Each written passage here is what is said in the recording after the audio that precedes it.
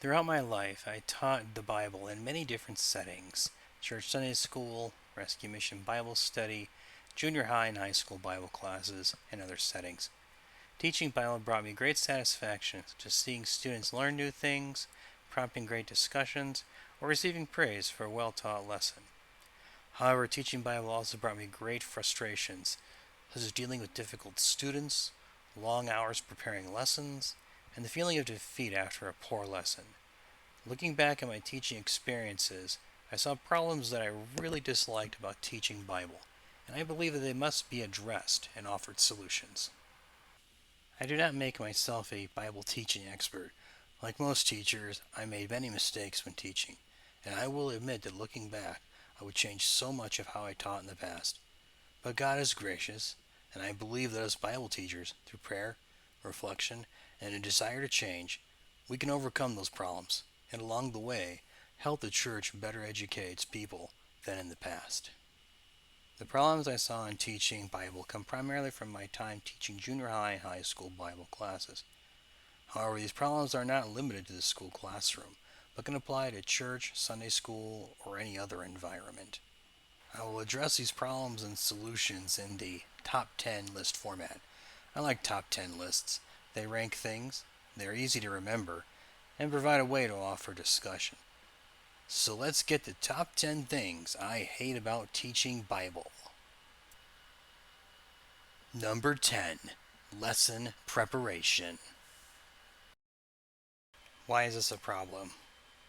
First, it takes time to prepare a lesson. In the past, my seminary professors told me that a pastor takes on average between 8 to 10 hours on sermon preparation. A Sunday school lesson can take up to 3 hours of preparation. Now that is a lot of preparation time for a single sermon or lesson once per week. Imagine if you had to taught multiple lessons on different subjects per week. Your time is important and limited. Second, there is a revising and trial and error process, which takes time because you will likely look at your lesson and either change things or outright throw it out and redo the lesson. Third, preparing lessons takes energy, both mental and spiritual. You will get distracted, bored, frustrated, tired, and anything else that will slow or stop preparation. I taught junior and high school Bible at a Christian kindergarten through 12th grade school. I learned later that the school used substitute high school Bible teachers for a few years. When I came to this school, all those teachers' lessons over those years were put into disorganized Google Docs folders. I took a lot of time looking through and organizing those previous lessons. My complete lack of experience in teaching at a K-12 school made things very difficult. Early on in my teaching, I would take between 15 to 20 hours trying to figure out what to teach, how to teach, or even learning material to which I had no knowledge. Lesson preparation made me tired and frustrated, and there were times I just stopped preparing and either read a novel, played a game, took a nap, or anything else. I think a lot of us teachers had that experience. What is the solution to the lesson preparation problem?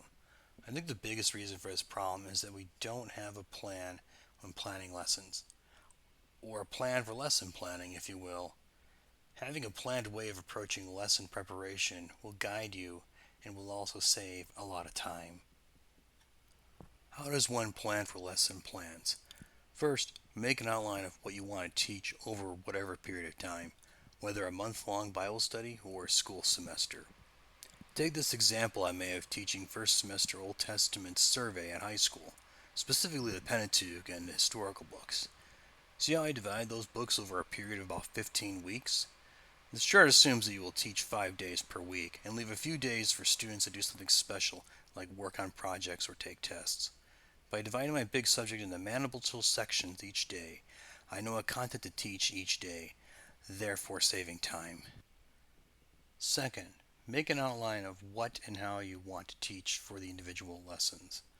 How do you get this outline? Fortunately, there are two very good methods for creating an outline. The first is called the big idea, a concept which Haddon Robertson wrote about in his book, Biblical Preaching. While the principle of the big idea is used for preaching, it definitely can be applied to Bible teaching. The big idea is the main point of a sermon, or in the case of the Bible, the main point of the passage in question. Big ideas can be made by combining the subject, or the question the passage presents, and the complement, or how it answers that question. A good example is found in biblical preaching.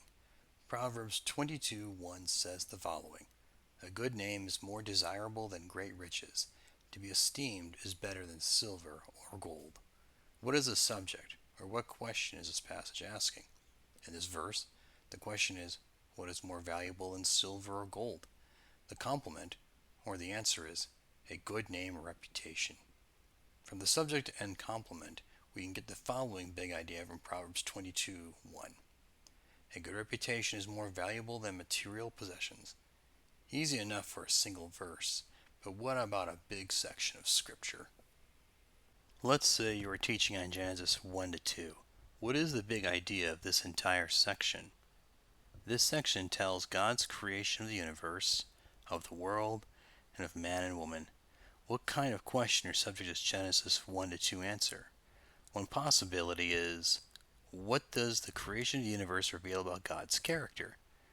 What is the answer or complement to this question? That could be God's purposeful and loving character for creation. So the combined subject complement or big idea would be God's creation of the universe reveals his purposeful and loving character. Now that you have the big idea of Genesis 1 through 2, you have a guide because you now know that every point of your lesson should support that big idea. Now, what is the plan for teaching Genesis 1 through 2? The Hook Book Look Took method, as shown in the book Creative Bible Teaching by Lawrence Richards and Gary Bredfeld, will help with this. This method breaks a lesson down into 4 parts: the hook, or the part where you get the audience's attention; the book, which is a subject of the lesson; the look, or the part where general application is brought forth; and took, which is how students themselves apply the lesson. This method can be used in any type of teaching, from Sunday school, junior high, high school, college, and even the seminary level. Let's use Genesis 1 through 2 as an example of using HBLT. What would be a good hook? Well, history has shown that other cultures during the time of the writing of Genesis had their own creation myths. So maybe start with that, and have your students look at Enuma Elish and compare and contrast that to Genesis 1 through 2. The book will be a mini lecture, or go through the content of Genesis 1 through 2 itself. The look part would involve the teacher asking students what creation reveals about God's character. Then the took part would involve the teacher leading the student towards individual application, like maybe appreciating God's character or treating everyone like image of God bearers. By using the big idea and the Hook Book Look Took method, you will save time, effort, and energy when preparing Bible lessons. What do you all think? Is my solution good? Is it bad?